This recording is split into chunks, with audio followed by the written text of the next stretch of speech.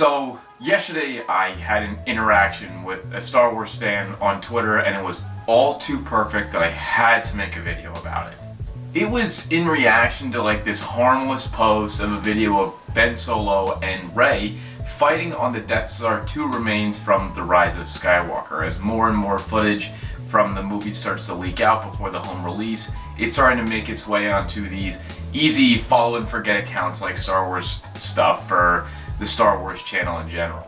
And like most easy following Star Wars accounts, you're gonna get a lot of the less knowledgeable Star Wars fans and a lot of not the nicest Star Wars fans, and this was definitely one of them. To be totally honest, I'm actually like really regretting replying to this at all, but the point that he was trying to make and the point that I were trying to make in this argument never really got across, but I think it represents what I think is sometimes a flawed thinking in a lot of Star Wars fans.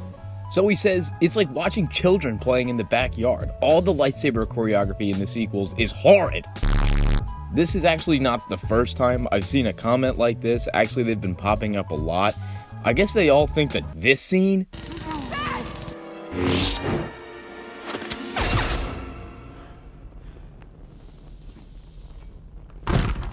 and this scene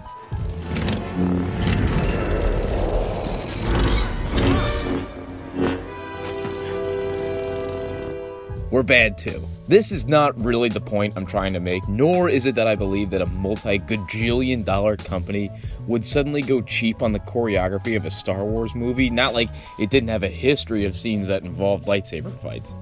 And also, what's wrong with kids playing in the backyard? Isn't that like the purest form of Star Wars appreciation, like, ever?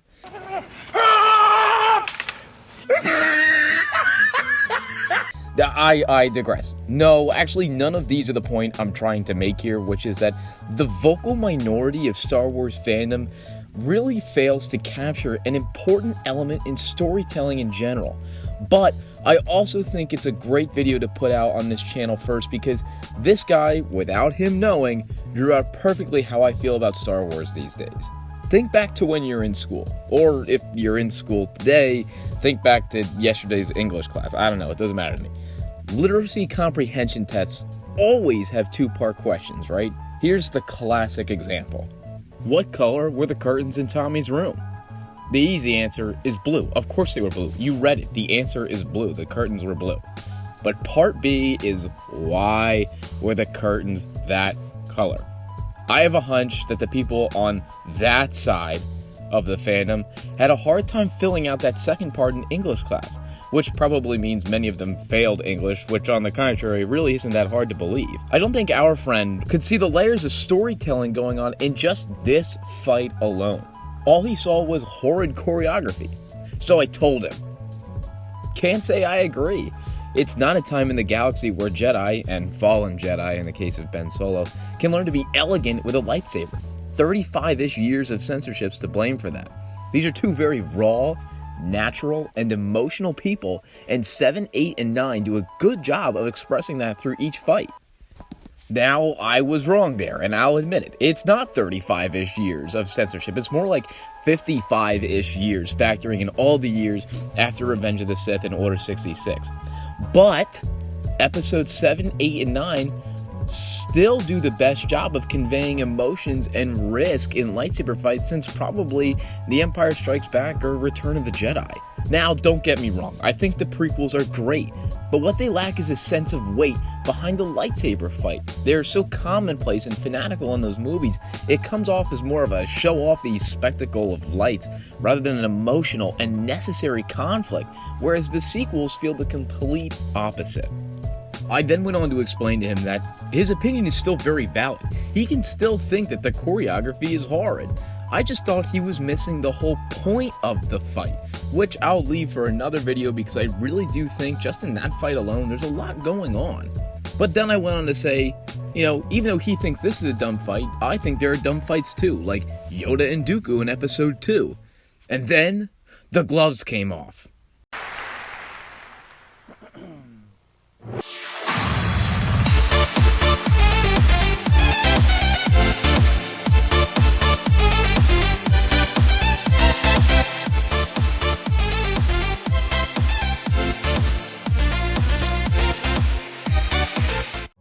Yoda and Dooku in Episode 2 doesn't really make any difference to the rest of that movie.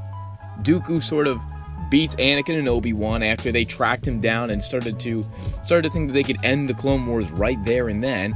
And Dooku looks regrettably sad that he had to fight Obi-Wan, who he has a semi-attachment to, and Anakin, and it looks like he's about to go, but then Yoda shows up out of nowhere to fight Dooku. Why? Why does that need to happen? There was no pretense for that. We had no idea that Yoda was coming. Now, I think the fight is cool. I think it looks cool. It's really nice to see Yoda with a lightsaber. That's the only thing that fight does, is show us that Yoda has a lightsaber and isn't just a green gremlin walking around with a cane. But he didn't see that. He didn't see the context of it. He didn't see that whether Dooku had left after he beat Anakin and Obi-Wan, or whether he had left after he beat Yoda or just survived Yoda, that the movie still would have ended the same. Dooku would have still gone to see Sidious, and the Clone Wars still would have started. Either way, the movie stays the same. But he didn't see the context, and I think that's the problem here. The point was made in the conversation that he didn't grasp the greater context of the fight. And in both cases, he couldn't answer the why part of the question. He couldn't answer why Ben Solo and Rey on the Death Star 2 was important, and he couldn't answer why Dooku and Yoda was unimportant. And in my opinion, this lies at the absolute heart of the fan divide in Star Wars. The vocal fans on Twitter, the ones that make you roll your eyes, see the movies and they get the movies, but they don't look at the deeper meanings behind them. They see the fights between Ben Solo and Rey and see a sloppy lightsaber duel. They don't see the struggles. They don't see the in-universe reasons on why it looks the way it does. They don't see the fight as a reflection of the characters, but just a fight. When The Force Awakens came out, it was, how could Rey with no training defeat Kylo Ren? She pulled the lightsaber with no training at all. It was all about training and arbitrary power tiers and how her skill level didn't match his. The questions weren't, why did Rey suddenly want to call out to the Force, or why did Kylo kill his father? And when The Last Jedi came out, it was an issue with the disrespectful lightsaber toss and Luke not being the real Luke Skywalker and all the things that broke canon, and not like any of the other billion deeper questions that the movie raises about the validity of the Jedi or differences between the light side and the dark side. They don't see Rey as a novice with the blade, and they definitely don't see her inner struggle of both wanting to very much kill Kylo Ren for killing Han and threatening her friends and members of the Resistance, but having the desire to also turn him into Ben Solo and redeem him for all he's done.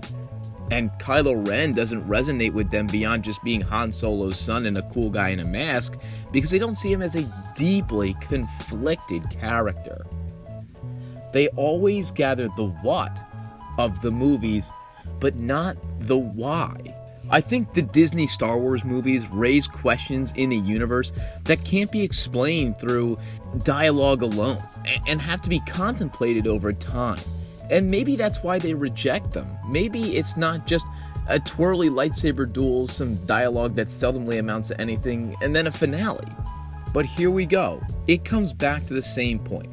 There seems to be no critical thinking involved with those kinds of fans. No introspection. No relating it to other stories. It's like eating French fries. You just eat them because they're there. But when you eat a burger, you want to taste all the ingredients and all the flavors. Why treat Star Wars like a basket of French fries when it's clearly a beautiful cheeseburger? Star Wars has such cultural pull because it relates to so many themes and ideas. It's so universal and somehow still very personal. You can enjoy Star Wars any way you please. If your idea of Star Wars is Jabba the Hutt as the main villain, great.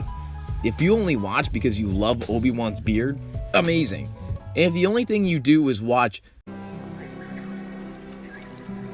I don't like sand over and over, fantastic.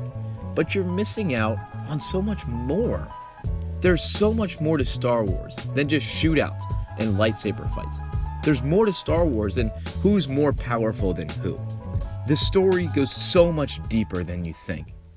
And that is why I get upset at fans like this. Not because they like different Star Wars than me, but because they're not getting the most out of the Star Wars that they like.